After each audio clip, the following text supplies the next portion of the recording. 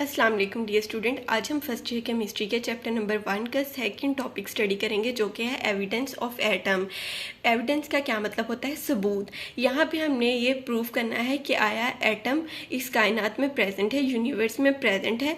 इसे हम कैसे देख सकते हैं? क्या इसे ह्यूमन आई से देखा जा सकता है? और अगर ह्यूमन आई से नहीं देखा जा सकता तो इसे किस चीज़ के थ्रू देखा जा सकता है? तो यहाँ पे हम डिस्कस करेंगे not possible to see the atom by the human eye. Human eye को ह्यूमन आई से एटम को देखना पॉसिबल नहीं है। Nearest possibility to see the atom is by the electron microscope. ये पॉसिबिलिटी है कि एटम को इलेक्ट्रॉन माइक्रोस्कोप के थ्रू देखा जा सकता है, लेकिन क्लियर और एक्यूरेट इमेज हमें इलेक्ट्रॉन माइक्रोस्कोप से भी नहीं मिलती। बस हमें ये आइडिया होता है कि यहाँ पे एटम प्रेजेंट है। Normally we can see small objects by simple microscope and electron microscope। Normally हम जो small objects इस यूनिवर्स में पाए जाते हैं उसे हम सिंपल माइक्रोस्कोप और इलेक्ट्रॉन माइक्रोस्कोप के थ्रू देखते हैं।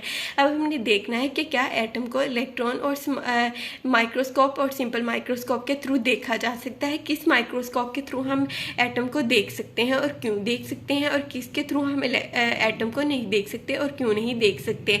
अब सिंपल माइक्रोस्कोप और इलेक्ट्रॉन माइक्रोस्कोप के दरमियान में डिफरेंस देखेंगे। सिंपल माइक्रोस्कोप को हम लाइट माइक्रोस्कोप भी कहते हैं और ऑर्डिनरी ऑप्टिकल माइक्रोस्कोप भी कहते हैं, लेकिन इलेक्ट्रॉन माइक्रोस्कोप को हम कंपाउंड माइक्रोस्कोप भी कह सकते हैं।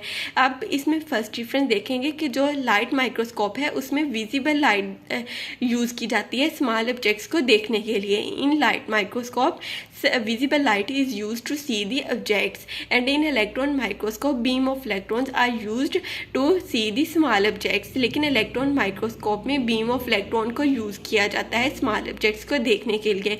बीम ऑफ इलेक्ट्रॉन्स क्या होते हैं? ये इलेक्ट्रॉन्स की एक वेव होती है, एक कितार होती है। बहुत ज़्यादा इलेक्ट्रॉन्स मौजूद होते हैं जो एक कितार के अंदर मूव करते हैं, और ये हाई एनर्जी इलेक्ट्रॉन बीम होते हैं। लेकिन जो विजिबल लाइट है वो इलेक्ट्रोमैग्नेटिक रेडिएशन है जो कि वेव की फॉर्म में प्रेजेंट होती है। अब देखते हैं इसका second difference. Atom can not be seen by the light microscope. Light microscope से हम एटम को नहीं देख सकते, but electron microscope is use to see the atoms. Electron microscope के थ्रू हम एटम को देख सकते हैं। अब सिंपल माइक्रोस्कोप में हम एटम को क्यों नहीं देख सकते? इसकी रीज़न ये है कि light microscope can measure the size of the objects up to और अबव द 500 नैनोमीटर। जो लाइट माइक्रोस्कोप है वो ऐसे ऑब्जेक्ट का साइज़ मेजर कर सकता है जो कि 500 नैनोमीटर से या तो बड़ा हो या 500 नैनोमीटर तक उसका साइज़ हो। लेकिन अगर 500 नैनोमीटर से उसका साइज़ स्मॉल होगा तो उस ऑब्जेक्ट को हम सिंपल माइक्रोस्कोप के थ्रू नहीं देख सकते। Wavelength of visible light is much bigger than the size of atom. Visible light की जो वेवलेंथ है वो साइज ऑफ एटम से बहुत ज़्यादा लार्ज है। मतलब एटम का साइज़ इतना स्मॉल है कि वो इसकी वेवलेंथ से बहुत कम है। इस वजह से हम उसे लाइट माइक्रोस्कोप से नहीं देख सकते। ये क्या है? एक विजिबल लाइट है। दो क्रस्ट और दो ट्रफ के दरमियान जो डिस्टेंस होता है उसे हम वेवलेंथ कहते हैं। सपोज जो लाइट माइक्रोस्कोप में विजिबल लाइट यूज़ होती है उसकी वेवलेंथ इतनी है, यहाँ से लेकर इतनी, लेकिन जो एटम का साइज़ है वो बहुत कम है, वो इतना है। उसकी वेवलेंथ क्या है? उसे क्रॉस करके गुजर जाती है, लेकिन ये जो एटम है उसकी वेवलेंथ के अंदर नहीं आता। इसलिए हम एटम का साइज़ लाइट माइक्रोस्कोप के थ्रू नहीं मेजर किया जा सकता।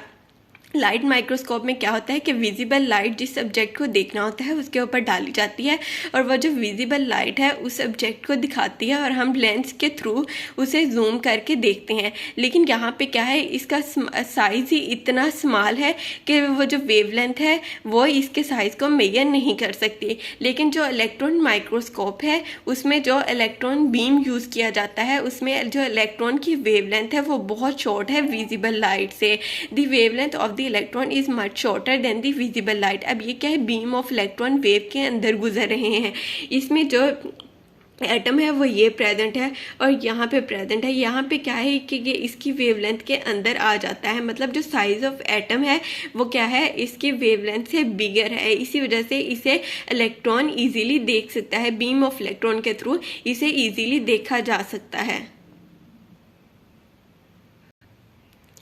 अब पीछे हमने डिस्कस कर लिया कि जो एटम है उसे इलेक्ट्रॉन माइक्रोस्कोप के थ्रू देखा जा सकता है और सिंपल माइक्रोस्कोप के थ्रू नहीं देखा जा सकता, क्योंकि जो सिंपल माइक्रोस्कोप है उसमें विजिबल लाइट यूज़ होती है और विजिबल लाइट की जो वेवलेंथ है वो बहुत ज़्यादा लार्ज है और जो साइज़ का एटम का साइज़ है वो बहुत स्मॉल है। लेकिन जो इलेक्ट्रॉन है उसकी वेवलेंथ बहुत शॉर्टर है और एटम का साइज़ उससे थोड़ा बड़ा है, इस वजह से उसे इलेक्ट्रॉन माइक्रोस्कोप के थ्रू ईजीली देखा जा सकता है। इसके बाद एक्सरे एनालिसिस हुई। एक्सरे एनालिसिस के थ्रू एटम का डायामीटर मेजर किया गया। अब जो डायामीटर ऑफ एटम था जो एक्सरे एनालिसिस के थ्रू मेजर किया गया वो था 2 × 10⁻⁻10 मीटर। अब ये डायामीटर किसे कहते हैं? अब एक एटम के एक साइड से लेकर दूसरी साइड तक जो डिस्टेंस होगा उसे हम डायामीटर कह सकते हैं। सपोज कर लेते हैं कि ये एक एटम है, इसके एक सेंटर से लेकर दूसरे सेंटर तक जो डिस्टेंस होगा उसे हम डायामीटर कह सकते हैं।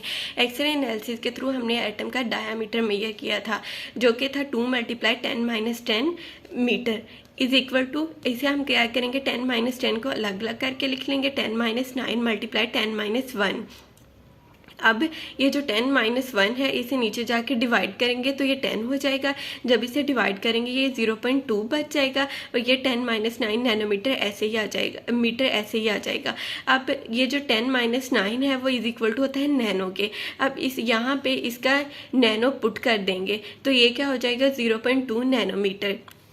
अब इसके बाद मैस ऑफ एटम मेजर किया गया एक्सरे एनालिसिस के थ्रू। जो मैस ऑफ एटम था वो lies in the range of 10⁻27 to 10⁻25 kg, वो इस रेंज में लाई करता था। लेकिन जो मैसेज ऑफ एटम्स है वो kg में मेजर नहीं किया जाता, उसका जो यूनिट है वो AMU है। Masses of atoms are expressed in the AMU।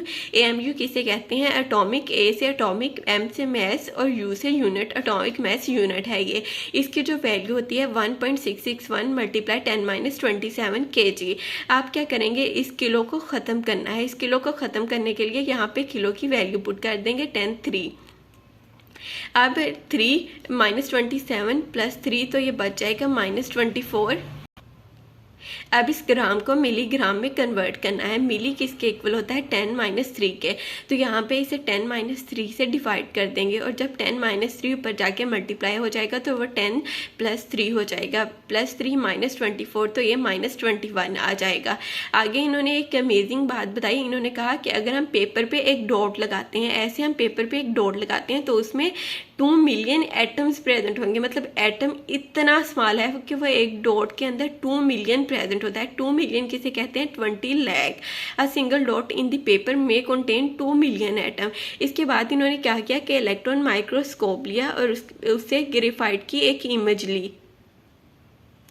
उन्होंने ग्रेफाइट को 15 मिलियन टाइम्स मैग्नीफाई किया, मतलब 15 मिलियन टाइम्स ग्रेफाइट के पीस को जूम करके देखा तो इलेक्ट्रॉन माइक्रोस्कोप से ये वाला स्ट्रक्चर मिला। ग्रेफाइट क्या है? वो ये एलोट्रोपिक फॉर्म है कार्बन की। जब उन्हें ये वाली पिक्चर मिली, इसमें क्या था, ब्राइट बैंड थे और डार्क बैंड थे। ये जो डार्क बैंड थे वो तो बैकग्राउंड था, लेकिन ये जो ब्राइट बैंड थे वो क्या थे? लेयर्स ऑफ कार्बन एटम्स थी। मतलब कार्बन किसका है? ग्रेफाइट क्या है? एलोट्रोपिक फॉर्म है कार्बन की।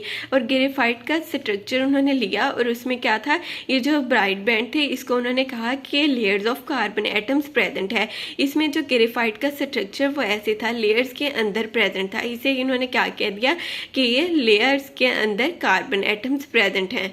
यहाँ पे आज का लेक्चर ख़त्म होता है। नेक्स्ट लेक्चर के लिए मेरा यूट्यूब चैनल देखते रहिए। Thank you so much.